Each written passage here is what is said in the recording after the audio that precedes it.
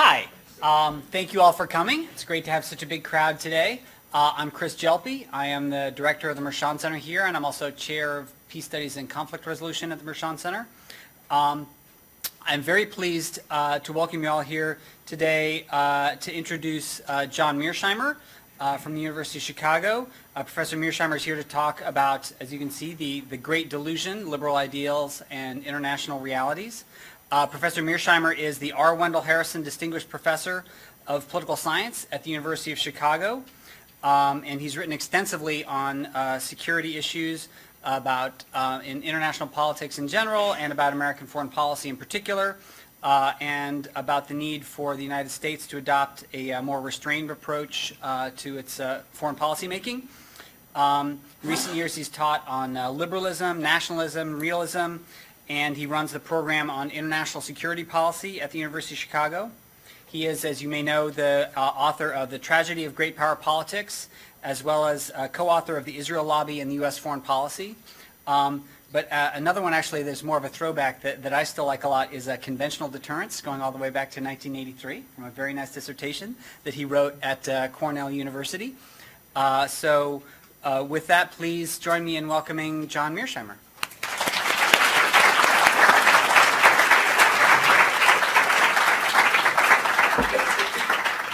Thank you very much for the kind introduction, Chris. Can everybody hear me? I'm wired up. I'm assuming that I'm projecting. Okay, good. It's a great pleasure to be here. This is, I think, my second time in this room. It's always a pleasure to come back to the Mearsheimer Center and to Ohio State more generally, and to see a lot of familiar faces. The subject I'm going to talk about today is the subject of my new book, which is called The Great Delusion, Liberal Ideals and International Realities. Here's the basic story I'm going to tell you. The United States, after the Cold War ended in 1989, pursued the policy of liberal hegemony, I would argue, up until Donald Trump was elected. And I'll say more about that as we go along. And the main aim of that strategy was to remake the world in America's image.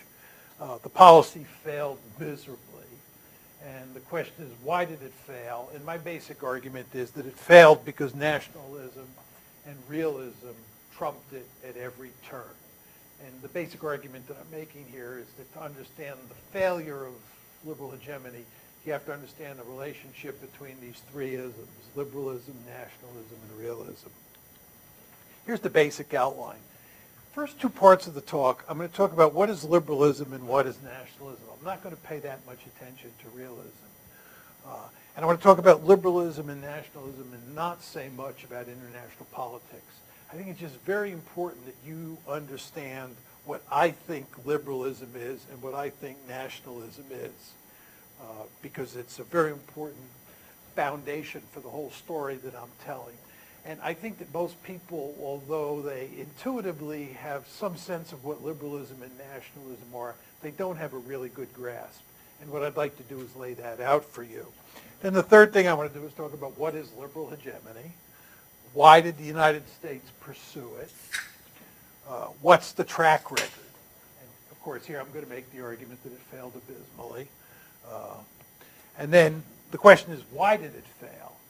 And then finally, liberal hegemony's future. So those are all the pieces of the story. And let me start with the first one, which is, what is liberalism? Liberalism has two bedrock assumptions. The first is that human beings are individualistic at their core. When you think about human nature, you have a very simple question that pops up right away. And that is, do you believe that human beings are individuals, first and foremost, or do you believe that they're social animals? Do you believe that they're individuals who form social contracts, or do you believe they're social animals who carve out room for their individualism? It is very important to understand that liberalism assumes that human beings are first and foremost individuals. Secondly, liberalism assumes that human beings cannot agree on first principles. They cannot agree on the big questions concerning what is the best life. They cannot agree on questions like abortion. They cannot agree on questions like affirmative action. They cannot agree on what is the best political system. And all you have to do is look at the divide in this country between the right and the left to understand that people don't agree on first principles. And sometimes when people don't agree on first principles, the differences are so profound that people get so angry that they're willing to kill each other. You just don't want to underestimate that point. So liberalism, right? Liberalism starts with this whole notion that there is a real potential for violence built into human nature. And of course, Hobbes and Locke, who in my opinion are the fathers, the founding fathers of liberalism. Hobbes, though, was not a liberal, in my opinion. Locke was. But those two are the founding fathers, were heavily influenced by the religious wars between Catholics and Protestants, in Britain mainly, but also all over Europe in the wake of the Reformation. Catholics and Protestants killed each other in huge numbers, and as you all know, there's no way you can use your critical faculties to figure out whether Catholicism is superior to Protestantism or vice versa. So what you got to do is you got to come up with a formula for dealing with this basic problem. How should politics be arranged to deal with this potential for violence? And there's a simple liberal solution. It's got three parts. First is focus on individual rights. Remember, the focus is on the individual in liberalism. And what you talk about is individual rights. And given that we all live in liberal America, we all know about rights, Bill of Rights, so forth and so on. This is a country that believes in rights. We also believe that everybody on the planet has those same rights. And of course, you want to give people rights to believe what they want to believe. He wants to be a Catholic. We carve out space so he has the right to be a Catholic. He wants to be a Protestant. We carve out space so he has the freedom to become a Protestant or a Catholic or what have you. Right? All this emphasis on rights, all this emphasis on freedom. Right? It's all designed to deal with the fact that people can't agree. And again, you could not underestimate, and I'll talk more about this in a minute, the fact that those individual rights are inalienable. That means that they apply to everybody, not just to Americans or not just to Germans. So the first element in this liberal solution is to focus on individual rights. The second, which goes along with it, is to purvey the norm of tolerance. What you want to do is encourage people who might disagree vehemently with someone else to tolerate the fact that that someone else doesn't agree with them. You don't want them going out and killing them. So there's a great deal of tolerance in the liberal story, and we know that very well from the American case. We are supposed to be tolerant. We are supposed, getting back to the first point, to respect the rights of other individuals. But of course, tolerance only takes you so far, and therefore you need a state that's basically a night watchman, to make sure that if anybody gets out of control and decides that he or she's going to go out and kill somebody, the state can move in to protect the potential victim. You need a state. There's no liberal theorist I know of who doesn't think you need a state. But of course, liberals worry about the state because the state has a tendency to take away rights. You want to maximize people's individual rights in the liberal story. You want to give them plenty of room to believe whatever they want to believe. Okay, so that's the basic liberal story. Now, very important, and this is sort of going to IR for a second, to get ahead of myself. The taproot of liberal hegemony is the fact that individualism plus inalienable rights leads to universalism.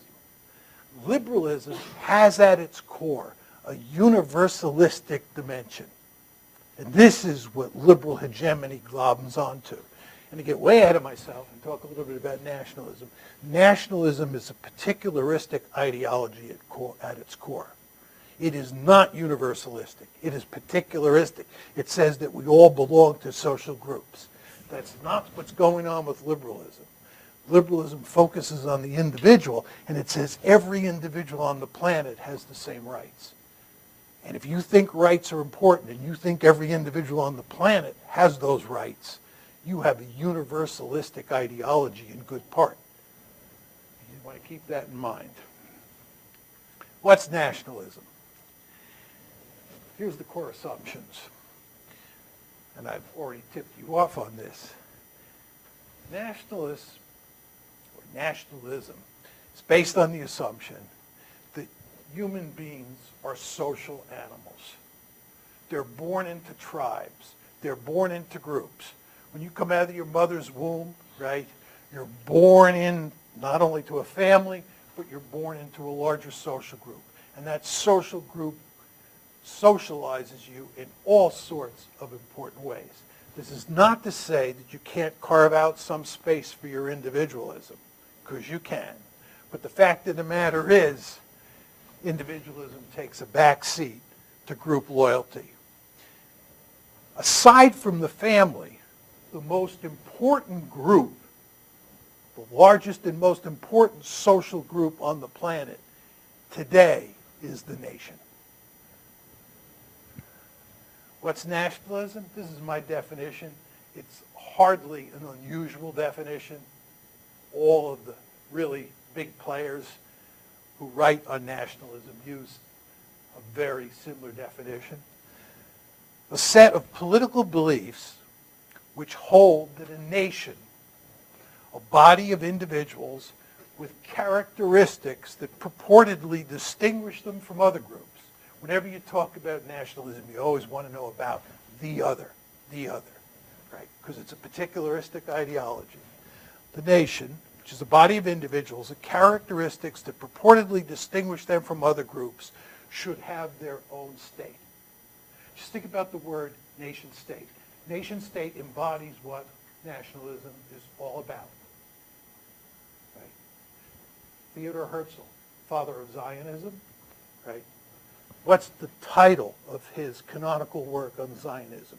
The Jewish State. Just think about those words, the Jewish State. He's saying Jews are a tribe, Jews are a nation, and they should have their own state. That's what Zionism is all about. Think about the Palestinians. Palestinians believe they are a nation, and as a nation, they're entitled to their own state. Think about the planet today, and then go back to 1450, and think about what the planet looked like in 1450. In 1450, look at a map of Europe. What do you see? Duchies, principalities, city-states, empires, you name it. You don't see any nation-states. You don't even see dynastic states. No states. You couldn't even memorize a map of Europe in 1450 if I gave you 3 days. There are so many different little political entities on it. Look at the map of the world today. Nothing but nation-states. Nothing but nation-states. Right? And then you get countries like Spain, where the Catalonians want their own nation-state. You got places like Canada, where the Quebecois come close to wanting their own nation-state. This is all nationalism. Nationalism is a very powerful force. So it's a set of political beliefs which hold that a nation, should have its own state. Okay, very important for my story. Nations place enormous importance on sovereignty or self-determination. That's why they want their own state. A nation wants its own state because it doesn't want anybody telling that nation how to do its business. It wants self-determination. It wants sovereignty. That's why the Catalonians want their own state. That's why the Scots want their own state. That's why the Quebecois want their own states. That's why the United States broke away from Britain. Sovereignty. And just to emphasize how important sovereignty is, you've been listening to all these Americans bitch and moan about the fact that the Russians had the audacity to interfere in our election. Don't they understand that the United States is a sovereign state and that they have no right to interfere in our elections? Because you understand the United States is a nation state. You understand you're all very nationalistic. I'll drive this home in greater detail in a moment. So nations place a high premium on sovereignty, and nation states themselves place a high premium on sovereignty or self-determination. All right. Now, my argument is, I just want to go back just 1 second, okay? Nationalism trumps liberalism at every turn. Okay? Now, why is this the case? First, the theoretical reason. Human beings are social animals. They're not individuals born in the state of nature who come together and form a social contract. We're not atomistic individuals from the beginning, period, end of story. We are social animals through and through. Liberalism is based on the belief that we're individuals to start with, and nationalism is based on the belief that we're social animals. Nationalism is right. Second, look at the planet. It's covered by nation states. Liberal democracies have never even comprised 50% of the states in the system, and the number has been declining since 2006. Every state, including liberal America, liberal Britain, liberal France, is also a nation state. And then there are tons of nation states out there that are not liberal. All liberal democracies are liberal nation states. Okay. So I've laid out for you what I think liberalism is, and I've laid out for you what I think nationalism is. Now let's talk about liberal hegemony. Liberal hegemony is basically an attempt to remake the world in America's image. Right? And it has three components, the first of which is the most important. And the first of which is we're going to spread liberal democracy all across the planet. Basic name of the game here is to make the world politically look like the United States.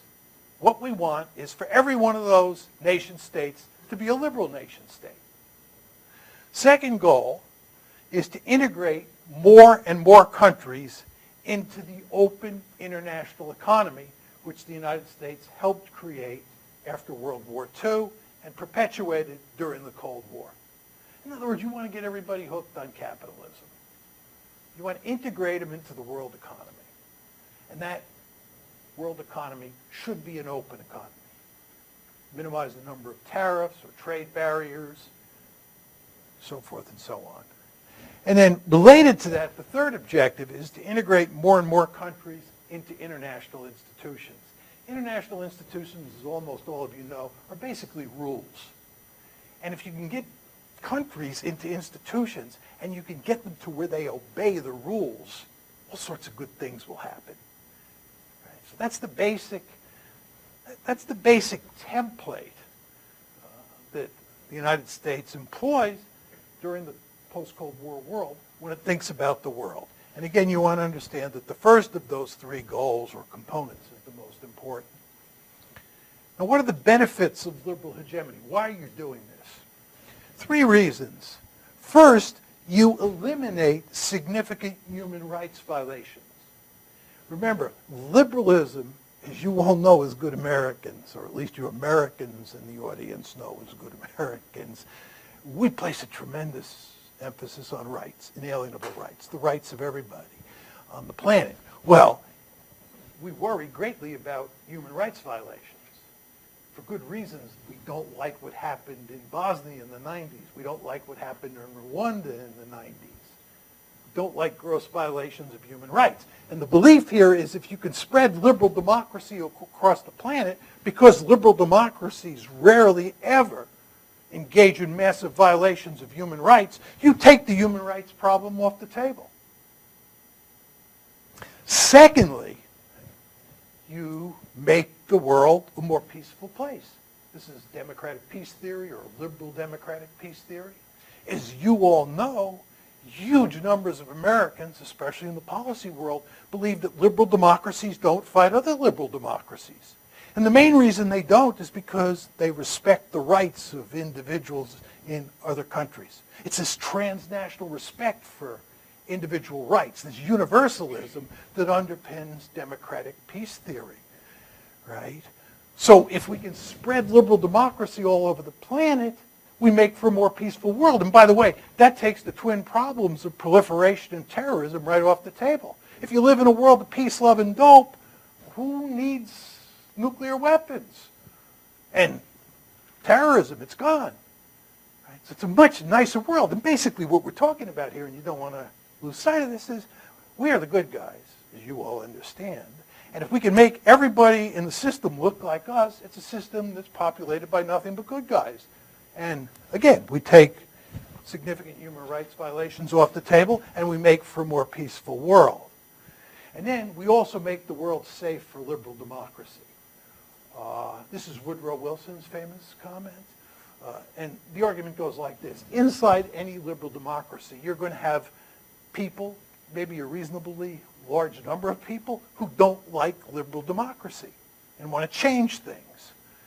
And if they have a foreign country that they could turn to for help, the prospects that they face of undermining liberalism increase. Just think about communists in the United States during the Cold War who could turn to the Soviet Union. Well, if there's no Soviet Union out there and the world is populated by nothing but liberal democracies, the disenchanted anti-liberals in a liberal democracy have no other country they could turn to for help. So you get a world that's made safe for liberal democracy. So those are the benefits. I told you, those are the goals, first of which is the most important. Those are the benefits, right? Now we get to the question, why did the United States pursue liberal hegemony? You want to remember, John's argument is that we only pursued it when the Cold War ended. All right, there are three reasons.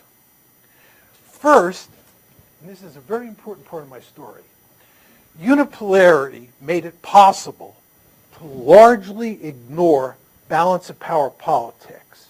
And it put the sole pole, i.e. the United States of America, in a position where it could run around the world pursuing liberal hegemony because it didn't have to worry about the balance of power because we were Godzilla.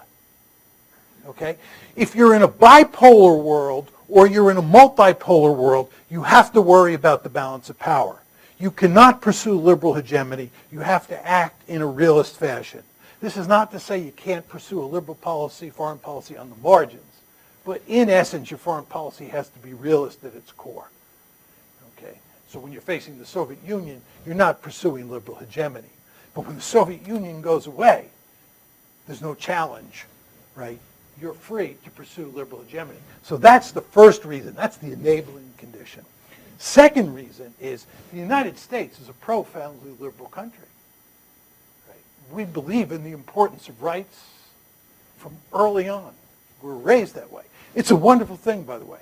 I want to make clear here, I should have said this in the beginning. I'm challenging the idea that the United States should pursue a liberal foreign policy. I think it's a boneheaded way of doing business. But I consider myself very fortunate that I was born and raised in liberal America. I'm not arguing against liberalism as a domestic political regime. I think it's the best possible political regime. And again, I want to make it clear, I'm very glad that I was born in liberal democratic America. But my argument is, as foreign policy, it's a prescription for disaster. But again, the point is the U.S. is a profoundly liberal country. And given the power that we found ourselves having in 1989, and certainly in late 1991 when the Soviet Union fell apart, not surprising that we went in pursuit of liberal hegemony. Third reason is that American nationalism supplied an unhealthy dose of hubris to the equation. You do not want to underestimate how nationalistic Americans are. It's a subject we hardly ever talk to. I bet you if you went to the main library here at Ohio State, there's a whole wing filled with books on American liberalism, and not one whole shelf filled with books on American nationalism. But we are nationalistic to the core. Here's my favorite story. Madeleine Albright, card-carrying or canonical liberal, right? Everybody agrees on that, right? She's also a first-order American nationalist. Her most famous saying is, when asked why the United States is intervening here, there, and everywhere, she said, it's because we are the indispensable nation. We stand taller and we see further. Now let's just unpack that. We as opposed to the other. We as opposed to the other stand taller, right? We see further. We're superior. We are superior. And of course she says, we are the indispensable, there's the magic word, nation. We are the indispensable nation. We stand taller. We see further. As you all know, we are the city on the hill. Right? Right? We're God's chosen people. And just to take it a step further, think about American exceptionalism. Any American political candidate who dares to question American exceptionalism, think Barack Obama, who put his toe in those waters. Think Andrew Cuomo in New York, who just stuck his whole foot in that water. Right? They get out the machine gun and come after you. You cannot challenge American exceptionalism. But what is American exceptionalism? It's nationalism, pure and simple. It's talking about us versus the other. And it's saying we're exceptional. And they're not saying we're exceptionally bad. They're saying we're exceptionally good. When you've got that mentality and you marry it to the fact that we're a profoundly liberal country that thinks liberal democracy is the end-all and be-all, and you marry it to the fact that Uncle Sugar is so friggin' powerful that nobody on the planet could possibly contest that country, is it surprising what happened? No. What about the track record? These are my favorite three cases. I won't go into great detail. The first is the Bush Doctrine in the Greater Middle East. This is really where we went to work trying to spread democracy. An unmitigated disaster. The amount of blood that we have on our hands, the amount of death and destruction that we're responsible for. I know you never hear anybody talk this way because it's un-American. The exceptional U.S. of A. could never do such horrible things. But if you think about what we've done in the Middle East, oh my God, right? And we failed at every turn. Afghanistan, lost war. Iraq, lost war. Syria, there's a great success. We tried to topple Assad. God knows how many people died. We caused a huge crisis in Europe with all the refugees from that conflict flowing into Europe.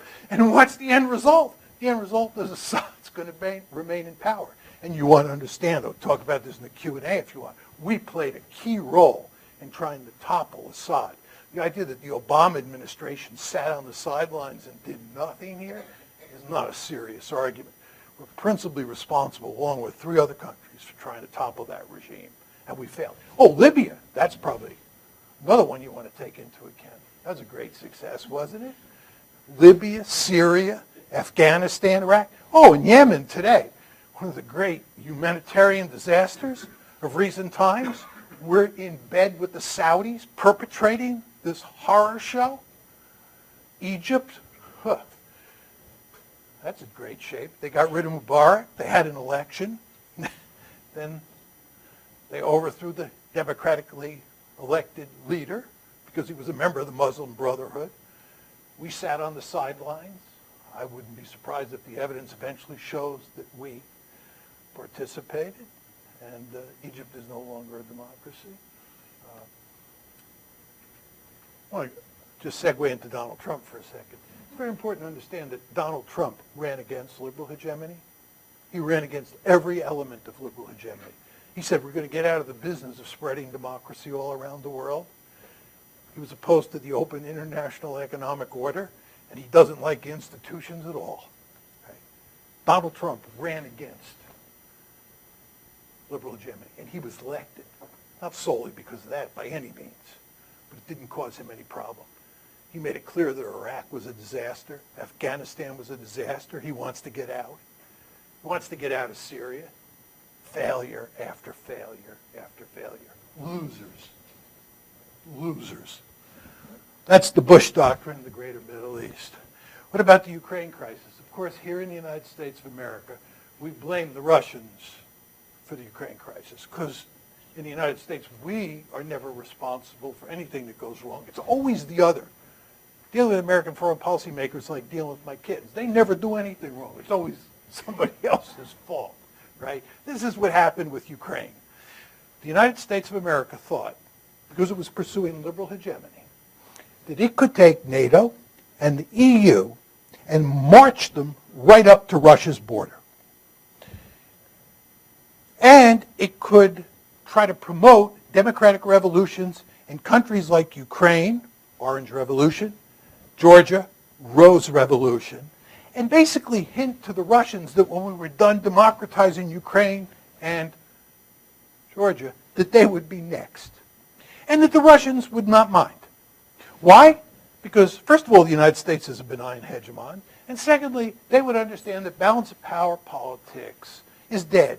It's an 18th century phenomenon, and that we live in a liberal world, and really what the United States is doing is pursuing liberal hegemony. You understand that NATO expansion, EU expansion, the Rose and the Orange Revolution are part and parcel of liberal hegemony, moving institutions eastward, solidifying democracies in places like Poland and Hungary, and promoting democracy in Ukraine and Georgia, getting everybody integrated into the world economy. That's what was going on here. And our basic operating belief was the Russians would not mind at all if we did this. The Russians, however, told us, starting in the mid-1990s, that NATO and EU expansion, especially NATO expansion, was just unacceptable to them. They recoiled at NATO exception from the get-go. And in 2008, when the end of the NATO summit in Bucharest, when we said that Georgia and Ukraine would become part of NATO, that's when the trouble started. It's no accident that a couple months later, in August 2008, you had a war over Georgia, and it's no accident that in February 2014, the war started over Ukraine.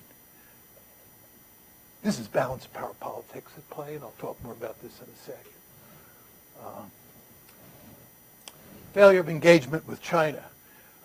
The argument during the post-Cold War period is that if we get China hooked on capitalism, we get them integrated into all these international institutions like WTO, IMF, World Bank, and so forth and so on, that the end result is that democratization will take place in China. And once China's a democracy, we're home free for all the reasons I laid out to you before. Because not only are they a democracy, they're also integrated into this liberal world economic order and the institutions that we privilege.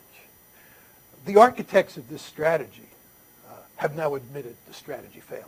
Kurt Campbell, who was one of the principal architects of the strategy, admitted in a foreign affairs piece that's well worth reading because of its honesty, that we failed. Engagement with China failed. And by the way, you all understand big trouble is coming in East Asia. Right? We're one major crisis away from really serious trouble. So here you go. The Bush Doctrine and the Greater Middle East democratization, an abject failure. Ukraine crisis, U.S.-Russia relations go down the tubes. The United States is principally responsible for that. And then the failure of engagement with China. And again, Trump was very successful running against this foreign policy because it's a losing foreign policy. Okay, why did it fail?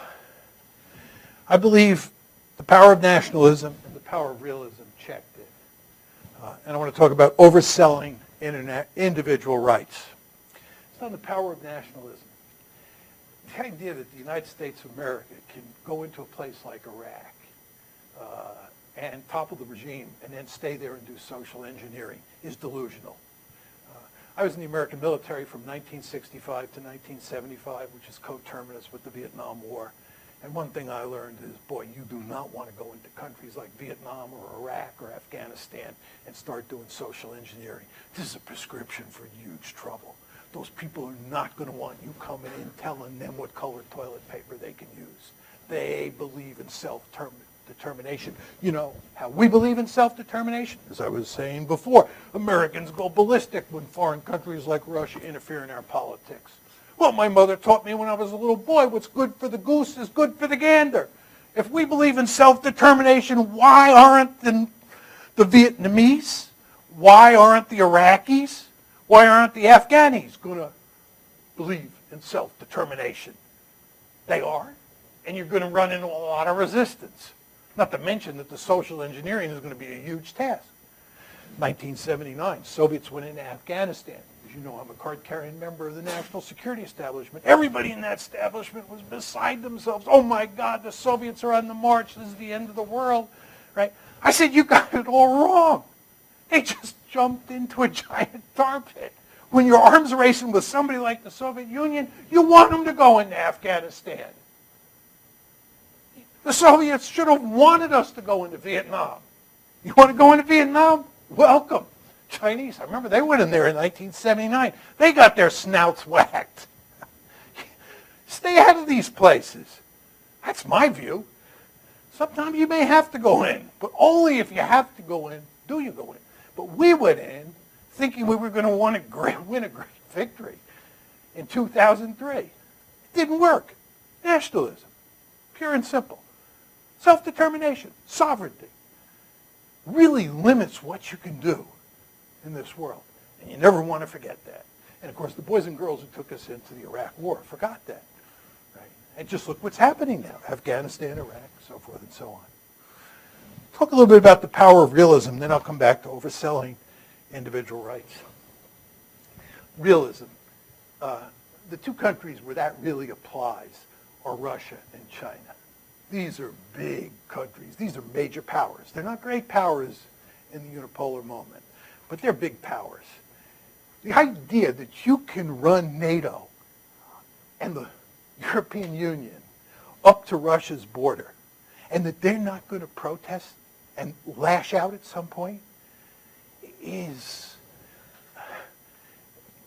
it's hard to believe, for me to believe that people in the national security establishment in this country thought they could get away with it. You know, we all have the Monroe Doctrine here in the United States. And some of us in the room are old enough to remember the Cold War. You remember when the Soviets put missiles in Cuba? We went ballistic. We went ballistic. Who do they think they are coming into our hemisphere and putting nuclear weapons, no less, on Cuban territory? We still can't get over it with regard to Cuba. We still treat them like they're pariahs because they had the audacity to invite a distant great power into the Western Hemisphere. And then the Soviets even began to talk about putting a naval base at Cienfuegos. We told them in no uncertain terms, this is unacceptable. This is our hemisphere. Well, again, to go back to my mother, who taught me that what's good for the goose is good for the gander. Do you seriously think the Russians are not going to kick back once we're up on their border, fomenting orange revolutions and rose revolutions and talking about making Ukraine and Georgia part of a military alliance that was a mortal foe of theirs for 45 years? I mean, I just don't understand it.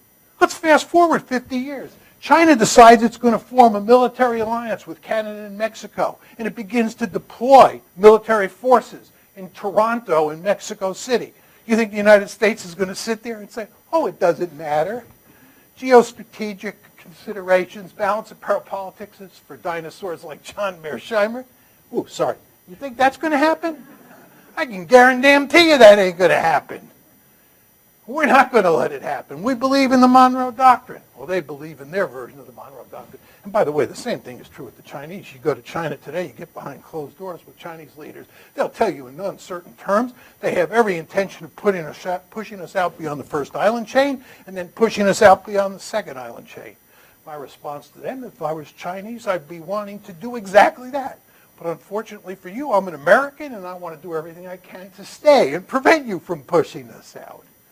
Right? This is the way it works. This is great power politics. This is realism 101. But of course, during the unipolar moment, when liberal hegemony was in the saddle, we thought this was all irrelevant. A few words on overselling individual rights. The truth is, most people around the world like human rights, but the support for human rights or individual rights is quite thin in most places. And you go to a place like Russia today, and you start talking about liberal democracy and individual rights, they think the 1990s. They say, we'll take our soft authoritarianism. We happen to like Vladimir Putin. And if you look at Putin's public opinion polls, the support for him is remarkably high. It's because they're not interested in liberal democracy. They've tried that, been there, done that, didn't work out too well, right? And same thing is true in various countries in the Middle East. Just think, if you're an Iraqi, go back to 2003, you have two choices. You can either live with Saddam, there's no American invasion, or the Americans can invade, and what happened, happened. Which do you choose? If I were an Iraqi, I'd prefer to live under Saddam. This is not to say that he was a good guy and that life under him was wonderful or anything like that. But given the alternative, right, I want security. security. Go lots of places in the world. People really care about security. They care about security over rights. All of that is to say, if you invade a country, you topple a regime, and you create an environment where insecurity is rampant, it's hard to sell individual rights. It's hard to sell liberal democracy.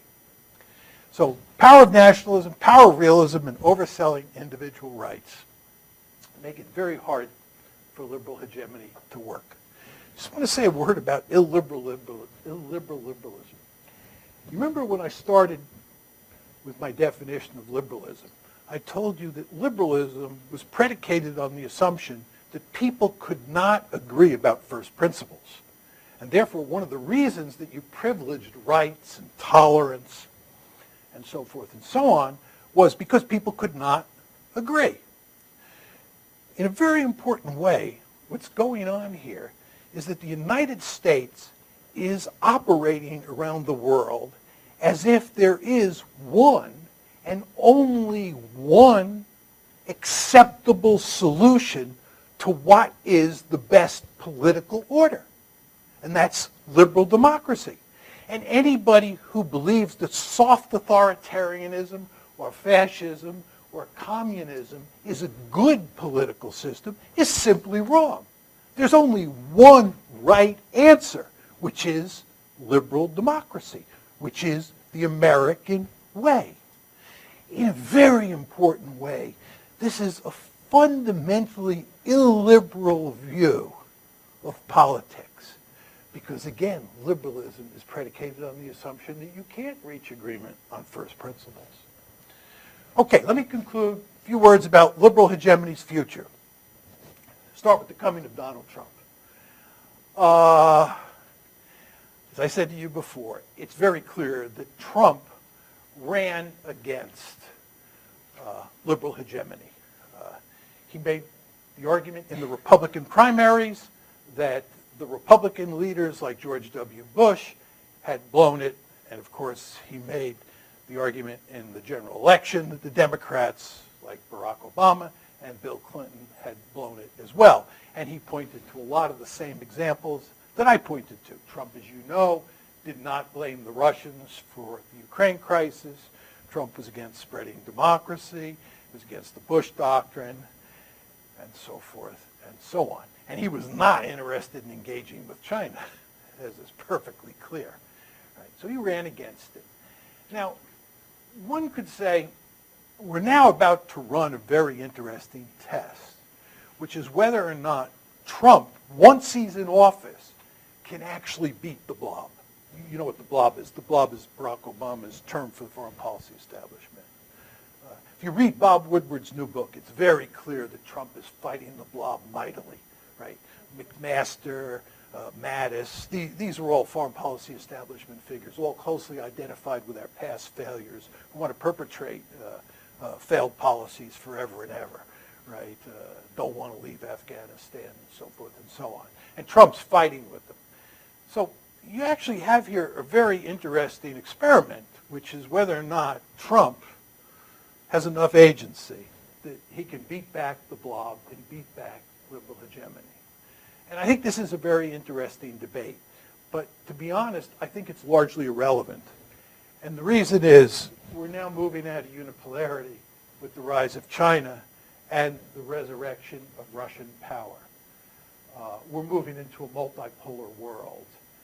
And as I said to you early on, and I tried to emphasize, you can only pursue liberal hegemony in a unipolar world, where the United States doesn't have to worry about the balance of power.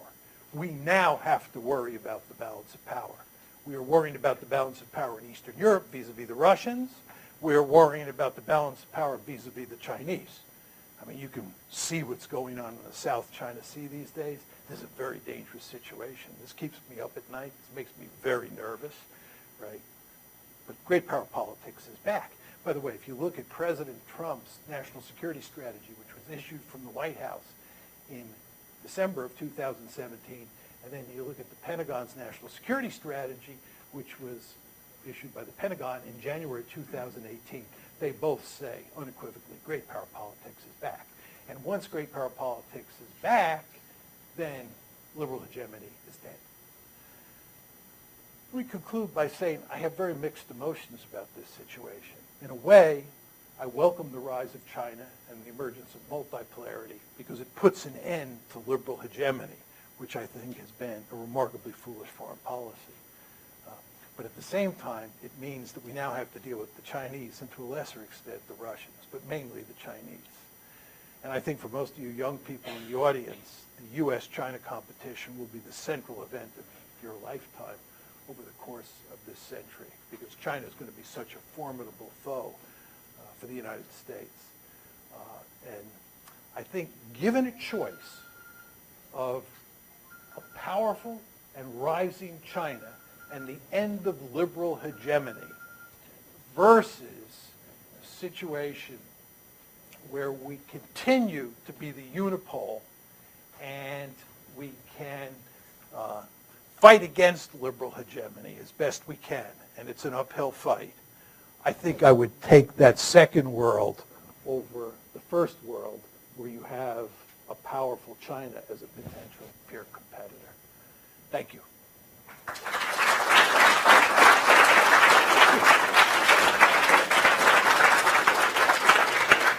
I'll be happy to take questions.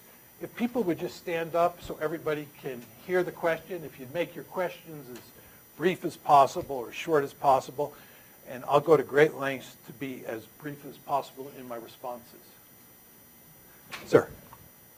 Thanks for the talk. Just a question about the situation between the United States and Iran. My question is related to Syria. In Syria, the United States has, they say, 2,000 men in Syria now. Started with 50 men in 2014, and there's 2,000 troops in Syria now, correct? Correct. Now, just today, on YouTube, I saw a video of a 6-person Marine group that's implanted in southeast Syria. Now, in Syria, the Russians and the Iranians are mostly in the southern and eastern part of Syria, and the United States troops are in the northern part of Syria. We have a YouTube video of 6 Marines who are one of several groups of Marines who are implanted in the area where the Iranians and the Russians are operating. It's as if they're bait to provoke or to be an accidental casualty of an Iranian missile attack or an Iranian intervention, or maybe they just bump into each other in the night. And on top of this, we just abrogated the Treaty of Amity that we've had with Iran since 1955. So I'd like to ask you, sir, if you could comment on the situation between the United States and Iran, and are we trying to provoke the Iranians into an attack so that we can have another adventure in the Middle East? I don't know I don't doubt what you said about the Marines in southeast Syria, but I don't know anything about that. And I wouldn't want to say that the Americans are trying to provoke the Russians and the Syrians. I just don't know. But I'll say a few words about the Syria case as it relates to Iran. It's very important to understand that one of the principal reasons that the United States tried to topple the Assad regime was because the United States and Israel of course has a huge influence in the United States. The United States and Israel viewed toppling Assad as a way of striking a blow against Iran. That was clear from the get-go. We, of course, have failed, and the end result is that Assad is going to remain in power, number one. Number two, the Iranians are now in Syria, not far from the Israeli border. From Israel's point of view, and to a lesser extent from the Americans' point of view, this is a disastrous situation. Right. So I believe it is going to be very hard for us to get out of Syria.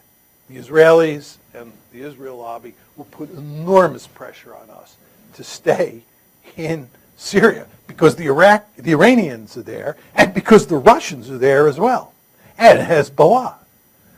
So it's sort of a nightmare situation. Now, whether we want to pick a fight with the Iranians or the Russians is another matter. It's becoming a very complicated situation. As you know, the Israelis have been running sorties into Syria.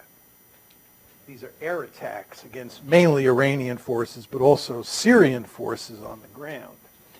And recently, it appears that the Israelis used a Russian transport plane that was in the air for cover as they went in. And the Syrian air defense forces accidentally shot down the Russian transport plane, thinking that they were getting an Israeli fighter. This enraged the Russians.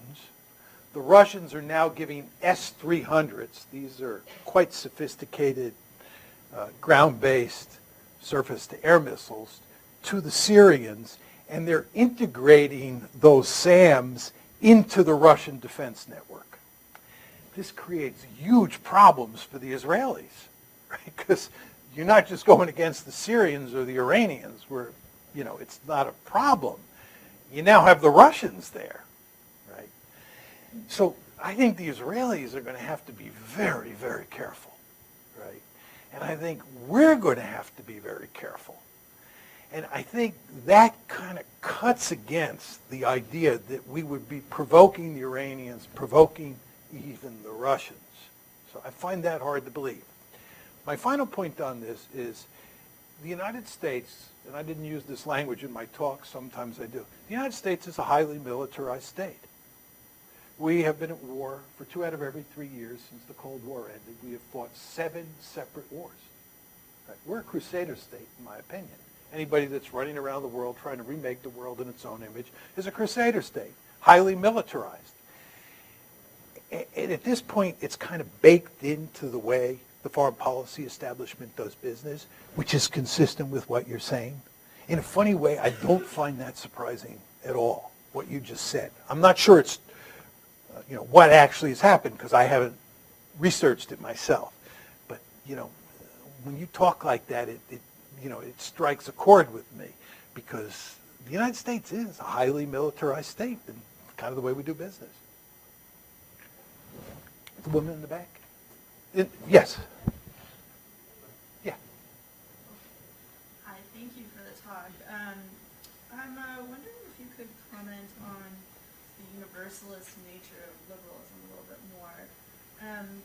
So it seems to me that liberalism, by its very nature, at least on your assumption, needs to escape the state in a sense, since sovereignty is a group-focused institution, and since liberalism is necessarily individualist and cosmopolitan in nature. So how could liberalism in its kind of universalist anti-sovereignty form be compatible with a realism, a nationalism that wants to confine it to the state? How could that be? How could liberalism, which wants to escape the state, be compatible? Okay. And especially in the long run. Okay. Excellent question. Let me make 2 points. Just on liberalism, she emphasized, as I did at the beginning of my talk, the universalism in liberalism. The individual plus inalienable rights, John says, leads to universalism. But also, you want to remember, as I said midway through the talk, right, that there's this particularistic element in liberalism as well, which is, it's based on the assumption that people cannot agree on questions about the good life. Right? That's the particularistic element. And therefore, liberalism says that what you want to do is carve out a political space where you have the right to believe what you want, and I have the right to believe what I want. That's the particularism in liberalism. Okay? And the argument that I was trying to make here is that when it comes to foreign policy, right, that universalistic ideology has trumped the particularistic ideology that's embedded in liberalism, which is on the second assumption. That's my first point. Second point is, I believe that liberalism and nationalism can coexist inside a particular country. I think it's hard in multinational countries, right, where splinter groups want to break away. But let's leave that aside. And I think the United States is a perfect case in point. What I tried to drive home to you folks is that the United States is a thoroughgoing liberal democracy. As I said, that's a wonderful thing. But we are also very nationalistic. We are a nation state. I think Madeleine Albright illustrates that nationalism and liberalism can coexist together inside a state. John's argument is that when you take a liberal democracy like the United States and you adopt a foreign policy that's designed to remake the world and make it look like the United States, that's when nationalism trumps liberalism. And again, John's argument as to why that's the case went back to human nature, and it was my argument about social animals versus individuals. Sir. Yeah, thank you. So I'm an international lawyer, and I'm probably one of the few international lawyers who generally agree with what you're saying, much to the chagrin of other international lawyers.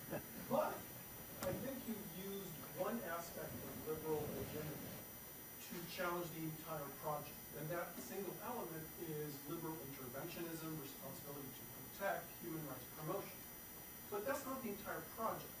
You've also highlighted institutionalism and the project of international law and rules and institutions, and also economic interdependence. Yes.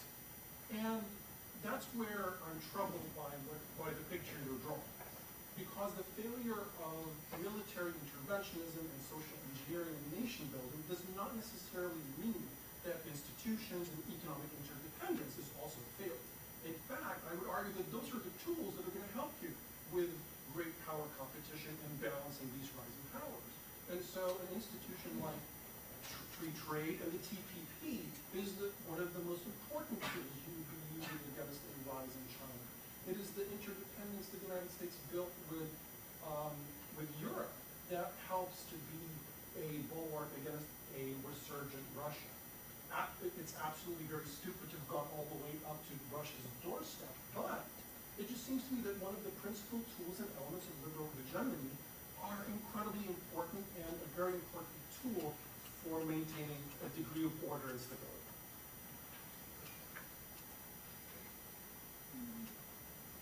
Yeah, okay. Thank you for those excellent comments. And let me try and address them as best I can. I take your comments to say that, John, you focused a lot on number one, but you ignored the fact that number two and number three are very, very important. And if the United States had not done number one, especially at the end of a rifle barrel, and had concentrated on two and three, we would have been much more successful. Just to be very, I don't know if crude is the right word, crude about this, I anticipated this question, which is why I put 3 stars next to number one. Just truth in advertising, or truth in whatever. So I understand what you're saying. Let me just make one other point that he made that I agree with completely. He was saying that for purposes of waging the Cold War, or to put it in slightly different terms, engaging in great power politics, he said 2 and 3 are very important. And I believe he's correct, right? I believe 2 and 3 are consistent with a realist story, right? I believe if the United States and China get into a serious security competition, institutions and an open international economy would work to our advantage, okay? So I'm agreeing with you on that. And again, that's why the first is what's really important. If we get involved in a security competition, the first one will go out the window. It's really the first one that's driving the train. Let me just say a few words about institutions. As some people here, Alex for sure knows, I've written on international institutions.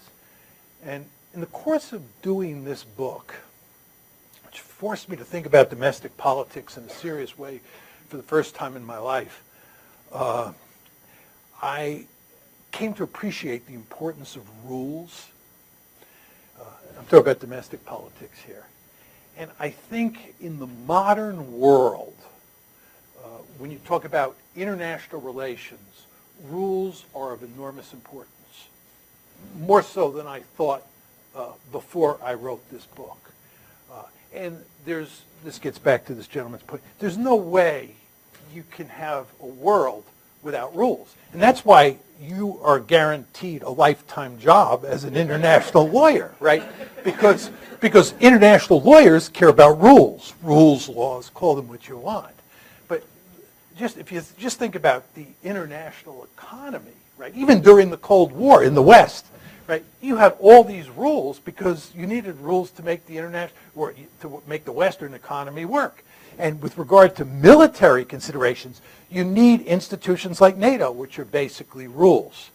So I just want to emphasize in the spirit of his question that I think you need institutions no matter what.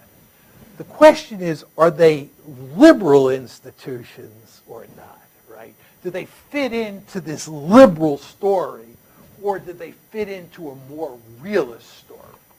And the argument I was making that they pursued these two things in the context of liberal hegemony, right?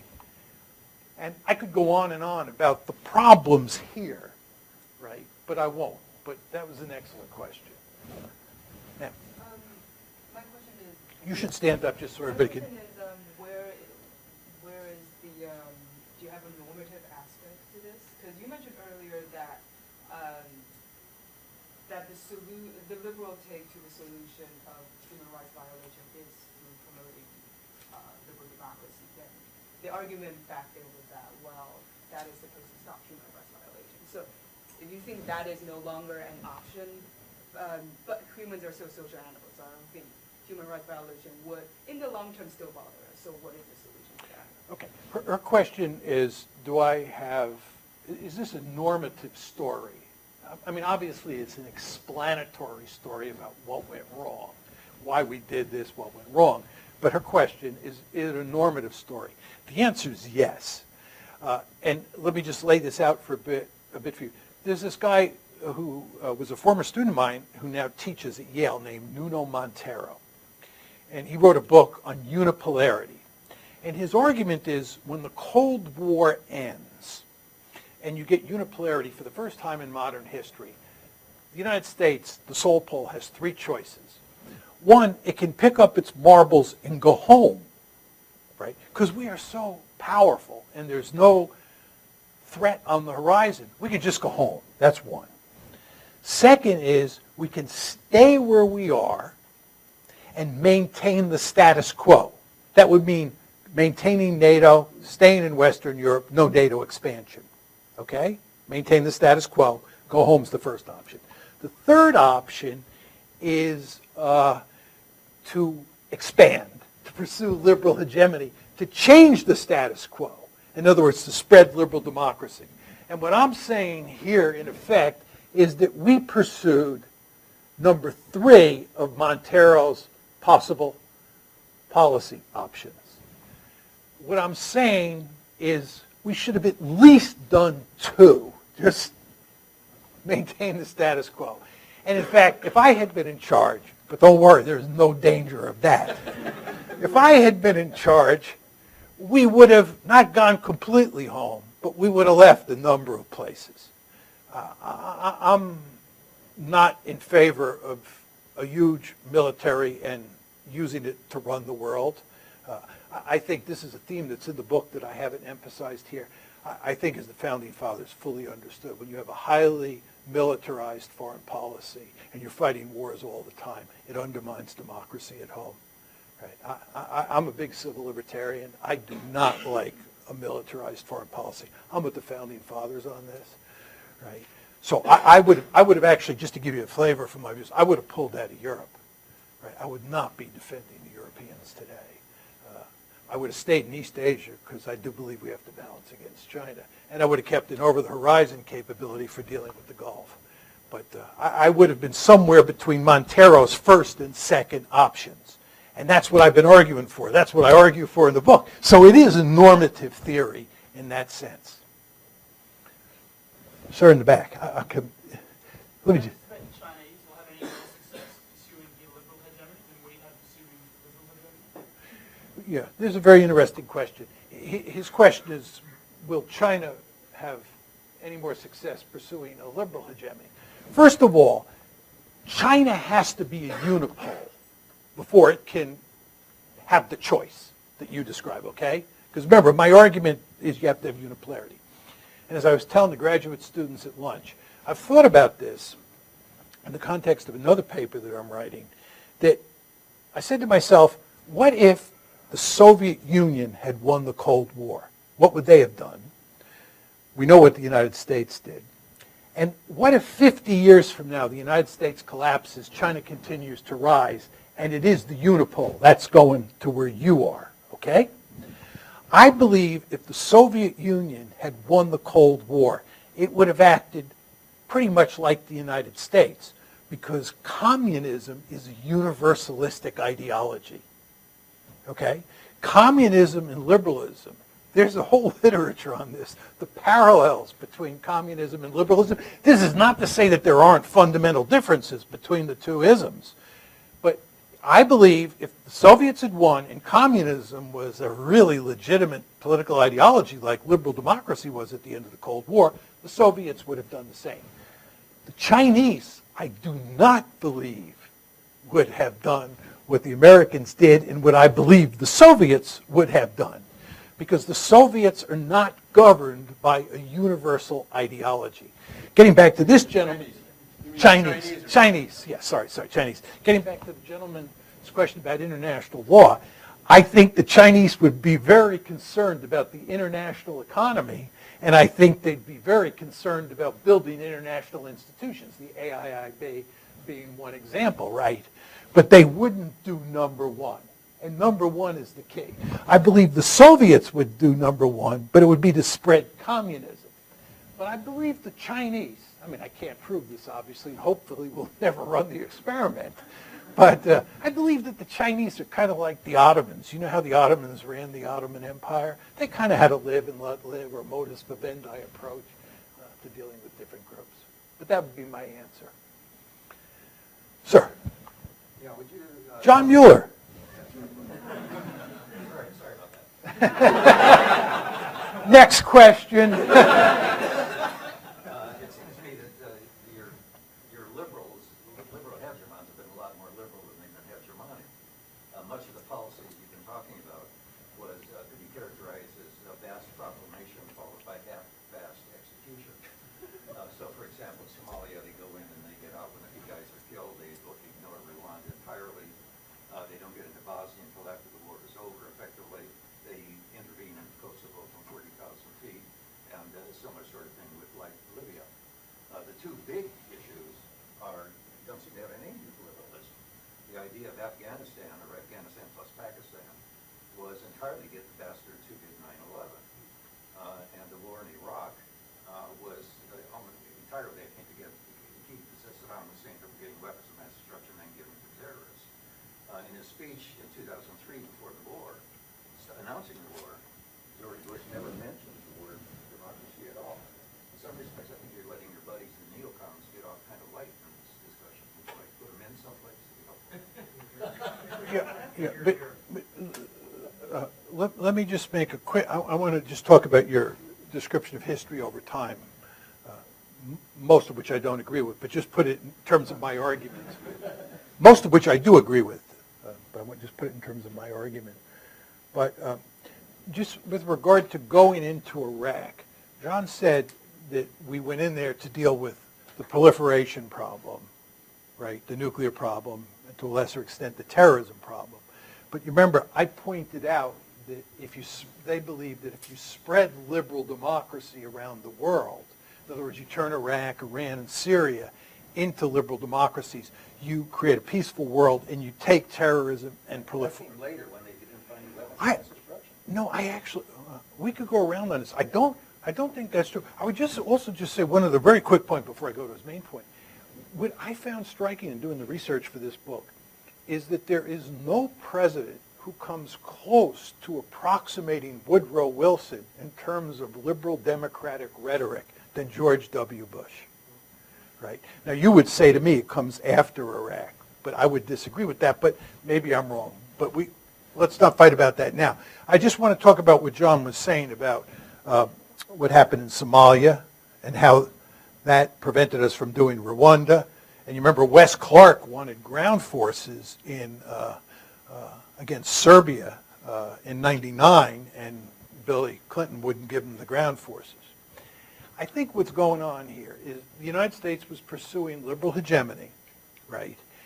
Nevertheless, it was very reluctant in the 1990s, as John said, to use ground forces. And we used air forces when we committed military forces. And I think this is largely a result of the Vietnam War. I think the people who were in the driver's seat in the Clinton administration and in the Bush administration were all baby boomers who came of age during the Vietnam War. Both Billy and George were born in 1946, right? So they started college in 1964. They were in college from 64 to 68. So they had Vietnam emblazoned in their brain, and they were very nervous, okay? John says, then comes Afghanistan. And John says, I think quite correctly, that we did not go into Afghanistan to spread liberal democracy, okay? But 2 points about Afghanistan, because it is of enormous importance. First of all, we did install Ahmed Karzai in December 2001, and we did think that we were on our way to creating something of a democracy in Afghanistan. And that fed into the Bush Doctrine. That's point one. But I think the much more important point, John, is we thought we had found the magic formula for winning quick and decisive victories in the greater Middle East. And that we could go into a country, as we did in Afghanistan, topple the regime easily, which we did. Remember, we went in mid-October, and by early December, it's all over. Toppled the regime, put Karzai in power, and we got out of town. We could float like a butterfly and sting like a bee. It was not going to be Vietnam. And that's the genesis of the Bush Doctrine, right? I mean, as you know, I was one of the principal opponents of that war, as were you. But we opposed the Iraq War, hook, line, and sinker. And I debated many people publicly on this. And one of the arguments that people would go to, and I said we're going to get bogged down there, is they'd say, look at what happened in Afghanistan. People like you were saying it's going to be a disaster in Afghanistan. We won quickly, we won decisively, we're out. What we're going to do in Iraq is we're going to go in, we're going to topple Saddam. Every Iraqi has a democratic impulse hardwired into his or her heart, right? All we got to do is get rid of the tyrant. That was their word. Democracy breaks out. And then we're on to Syria. And when that turns out to be a great success, the Iranians will have thrown their hands up and will, get all this bandwagoning behavior, and democracy will spread. That was what was behind it, right? And that belief that we had found a way to avoid Vietnam, right, is what led to the Bush Doctrine. Just one more quick story on this. The Israelis, when they caught wind, remember, we go into Afghanistan October 2001. It's all over and everything looks fine by Christmas of 2001. And the Bush Doctrine's beginning to emerge in early 2002. The Israelis catch wind that we're going to do Iraq. They send a high-level team over, and they say, why are you doing Iraq? You should be doing Iran. The neoconservatives on the outside and the Bush administration tell them, the Israelis, relax. Iraq is the low-hanging fruit. We're going to go in there, finish them off, and then we'll either do Syria or Iran next. Right? This is the Bush Doctrine. And the Iranian problem, the Syrian problem, the Iraqi problem will all be settled because they will be friendly democratic regimes. This was the argument. Now, of course, the fly in the ointment was, one, we had not decisively defeated the Taliban, which meant they were going to come back from the dead, which they did. And number two, Iraq was jumping into a quagmire, right? It was like going in Afghanistan or going into Vietnam back in the Cold War. Once those two things happened, then we revert back, by and large, to doing what Billy Clinton did, which is relying largely on air power and small amounts of ground forces, or if we can, the ground forces of others, be it the Kurds in Syria or what have you. But that would be my story. And it's not inconsistent, it's just unpacking what you said. There are limits to what you can do. And by the way, John, a lot of people would say to me, the reason that liberal hegemony failed is that we didn't go full bore. That your story, embellished by my story, is correct. That we were too soft. We really didn't do the job. You could make that argument. I think it's a foolish argument because, again, my argument is that social engineering, especially social engineering at the end of a rifle barrel. I just want to say just one more thing about this. Just on Iraq, when we went into Vietnam, the record's now quite clear. All the documents are out. The American policymakers who went into Vietnam understood they were jumping into a quagmire. Right? This is Fred Logeval's book, Choosing War. For those of you who haven't read Fred Logeval's book, Choosing War, you really should read it. Johnson and company understood we were really asking for trouble. Indeed, the reason we went into South Vietnam in a big way, March 1965, when the Marines landed at Da Nang, the reason we went in is the situation was deteriorating, and we were going in to rescue it. So we went in with our eyes wide open. What's amazing about the Iraq War is that the people who took us into that war were of the Vietnam generation. They should have known better. And they went in thinking it was going to be a stunning victory. They did not have a single doubt. It was almost impossible, as you know, to argue against those people. They just didn't want to hear anybody saying this could be complicated, right? And they had experienced the Vietnam War, right? They should have known better, number one. And number two, they should have at least been somewhat nervous. But they went in thinking this was going to be a spectacular victory. Really quite amazing. Chris. So you seem to be arguing that the problem with American foreign policy is its sort of foundation in liberalism and liberal ideology. But you kind of seem to be willing to grant that if we just focused on 2 and 3 up there, we wouldn't have been so bad off. But as I look at 2 and 3, that seems to me like sort of the liberal hegemony before the end of the Cold War and kind of Washington consensus sort of thinking. That seems to be foreign policies. Now, Before the end of the Cold War, to go back to my response to this gentleman, before the Cold War, yes, you're right. That was part of the realist approach to dealing with the Soviet Union. 2 and 3 could fit a realist story about the Cold War as well as the post-Cold War period. well, okay, you'd want to claim that for realism. I would think like institutionalists and liberals would want to claim that policy as their policy. But my larger point is that or my larger question is, if it's really number one that's the problem, how would you react to the argument that the problem is not America's foundation in liberalism, the problem is America's overly optimistic beliefs about the efficacy of military force? And if we just had more realistic attitudes about the efficacy of military force, we would have just saved ourselves a lot of trouble, and we could be good liberals and we'd be fine. I think that you're right, that we were overly optimistic about what you could do with military force. But it was, getting back to my response to John, it was only after Afghanistan. Okay? We were, as he pointed out, and I tried to embellish what he said, we were much more cautious during the 90s, right?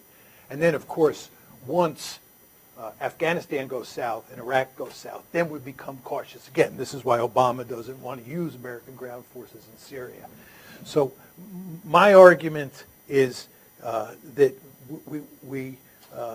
we didn't overestimate what you could do with military force the whole time. But what we did overestimate was our ability to social engineer. We overestimated our ability to create democracy. Again, my argument, the heart and soul of my argument is the nationalism part of the puzzle. And the argument is that sovereign nation states do not like the idea of other countries coming into their midst, whether it's with direct military force or not, and doing social engineering. So even if you had really turned the dogs loose, my final point to John, even if you would really turn the dogs loose, even if military force could do more, right, the problem is the social engineering. Let me just say one more point about this. I said this to run up to the Iraq War. There's no question the United States can invade Iraq and get rid of Saddam. There's no question we can invade Syria and get rid of Assad. There's no question in my mind we could invade Iran. It would be a bigger operation and get rid of the Ayatollahs. We could do that. The problem comes when you own the place, right? Because then you have to do social engineering. And, you know, I think one of the real problems we have in this country is not enough people who serve in the elite, you know, in the foreign policy elite, have served in the military. So they don't have a really healthy appreciation of the limits of what you can do with an army, especially when it comes to social engineering. The idea that you could take the U.S. Army and build democracies with it. The U.S. Army is fantastic when it comes to fighting conventional wars, you know, breaking things, you know, pushing the Iraqis out of Kuwait in 1991. That's a no-brainer, right? But man, you start talking about doing social engineering in the age of nationalism, right? You all understand, before nationalism comes on the scene, you could get away with this. Sir? I served in the military as an international lawyer from 62 to 88. And I can tell you on the ground, dealing with foreign countries, which I did a lot of, realism is what solves problems. International law comes in and helps. Sometimes international law means nothing to the party that you're dealing with on the other side. But I think your talk particularly was brilliant on the Middle East and on Russia and Ukraine. And those are insights that are not, they're often missing from American media, and they're really brilliant insights. And I can, having followed American foreign policy for decades, I can tell you really brilliant insights. Thank you. Thank you. I like that word, brilliant. I just want to say a word about international law and just rules and international institutions. You know, as I said before, I've come to appreciate, especially at the international level, but even at the domestic level, the importance of rules, the importance of law. The point I would make about realism in international law and realism in international institutions is that the most powerful states in the country, in the world, write the rules. So the United States basically likes international law most of the time because we wrote the rules. We violate the rules when we think they're not in our interest or we try to rewrite them. But we need these rules because they facilitate intercourse of an economic sort, of a political sort, of a strategic sort. These rules are just important. Again, that's the point that I didn't understand. But the great powers, they write the rules, and they care greatly about who writes the rules. So in a funny way, international law sometimes is at loggerheads with realism. And of course, as you would expect, John would argue that realism wins in those cases. But the fact is that a lot of what happens in international politics involving international law or rules associated with institutions is consistent with what the interests are of the great powers. Sir. I gave the last question. Thank you for the again. I'm from South Korea, North. Your definition of nationalism sounds wonderfully sophisticated rhetoric of the United States pursuing national interest by extensively integrating different political demands into the concept of liberal hegemony. Based on your definition, how many different nationalisms do you think exist in the United States? I'm not sure what the question is. How many what? How many nationalisms do you think exist in the United States? In the United States? Just one nationalism. Because there are two main key words you never mentioned so far in your presentation. question is national interest. I believe or think that the national interest of the United States, no matter what any idealism or any religion discussed, is definitely major criterion to define any different discussion. So I'm just wondering, among many of the good arguments in your presentation, what is the ultimate American national interest? Do you think? Well, as a good realist, I believe any country's ultimate national interest is survival, right? And if you look at the book, the whole subject of survival runs through my book like a red skein. And in fact, the reason I argue that nations want their own states is because nations want to survive. And nations understand that the best way to survive is to have your own state. Again, to go back to Theodor Herzl, the Jewish state, basically Herzl's arguing the best way for Jews as a people, as a tribe, as a nation to survive is to have their own state. And the Palestinians, of course, today understand the same thing. Right? So nationalism is bound up with realism in the sense that they both rely on survival as the core goal. Right? Sir? We'll make this the last question here. I called on it. I'll try to make it a good one. So I have a question about your sort of starting philosophy about liberalism. You start off arguing that liberalism takes the position that there are fundamental first principles that people cannot agree on, and that's part of the sort of base liberal philosophy. But isn't there a strong strand of liberal philosophy that does not agree with that position?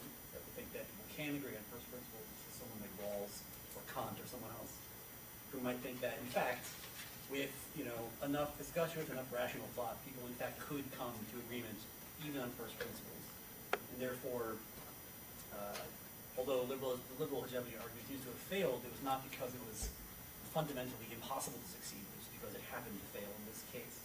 Perhaps another better attempt could be more successful. Okay. Hang on, I just wanted to go back.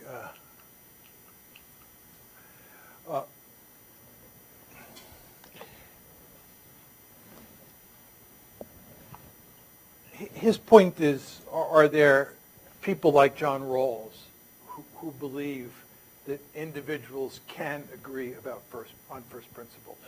Okay. I would just say I deal quite extensively with this in the book, and I'd be curious to know what you think. But anyway, just on Rawls. Rawls does not agree that people can... Rawls does not think that people can agree on first principles. What you see in Rawls, in my humble opinion, is a remarkable emphasis on tolerance. He believes that liberal democracies are super tolerant. And Rawls pays hardly any attention to the state. If there's anybody who really doesn't like the state in that literature, it's Rawls. And you don't have to rely heavily on the state if you believe that the norm of tolerance is super powerful. Okay? I believe that there are three people out there who make the argument that you can agree about first principles, three liberals. Steven Pinker, who talks about the escalator of reason, Ronald Dworkin, the legal theorist, and Frank Fukuyama in The End of History. Okay, I think those are the three people. So I think that you're correct that there are a few out there. And not many. Again, Rawls doesn't fit there. I put them up in bright lights, and I tried to slay the dragon. But I just would say to all of you, you really ought to go back with his question in mind, because it's a very important question. Because if you can't agree on first principles, you take this whole story off the table. You should understand that. But you should go back and everybody should go back and read Frank Fukuyama's piece, The End of History. It was a stunning piece at the time. I was actually in the audience at the University of Chicago when he gave the talk. And Alan Bloom, The Closing of the American Mind, Alan had invited me to the talk and the dinner afterwards. I remember Alan asked me what I thought. And I said, this is a crock. And Alan, of course, being a Straussian, agreed with me. But he was very good friends with Frank and wouldn't say anything to me. Frank is an enormously smart guy, and I have great respect for him, but I thought the argument was all wrong. But anyway, here's Frank's argument. Frank's argument is that we won over fascism in the first half of the 20th century. We won over communism in the second half of the 20th century. And that the future was liberal democracy. He was basically saying we have the wind at our back. It'll take some time in the developing world. The developed world is pretty much a done deal, but even in the developing world, right? And then Frank says, once liberal democracy spreads all over the globe, there'll be no more conflict. And he says explicitly that the biggest problem that we'll face in the future is boredom, right? He says the biggest problem we'll face is boredom. And the reason that we're going to face this problem of boredom is because nobody disagrees and nobody wants to kill each other. You don't need tolerance. You only need tolerance when you have disagreement, right? But the Fukuyama piece basically says that reason has allowed us to agree on all the big questions in life. You should just go back and read it. It's a really quite remarkable piece. I didn't, obviously, because I hadn't thought about all these subjects, appreciate at the time just how radical it is. And also Steven Pinker, who is a very prominent public intellectual and a leading scientist at Harvard, if you sort of look at his book, and he talks about the escalator of reason. He just says we're getting smarter and smarter, and we're becoming more and more liberal. That's his argument. And so he's another one. And then Ronald Dworkin, right? It would be the third one. But anyway, I Please join me in thanking Professor Mearsheimer.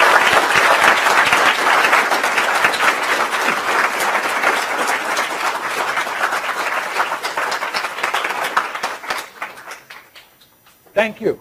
I could have stayed for 2 more hours.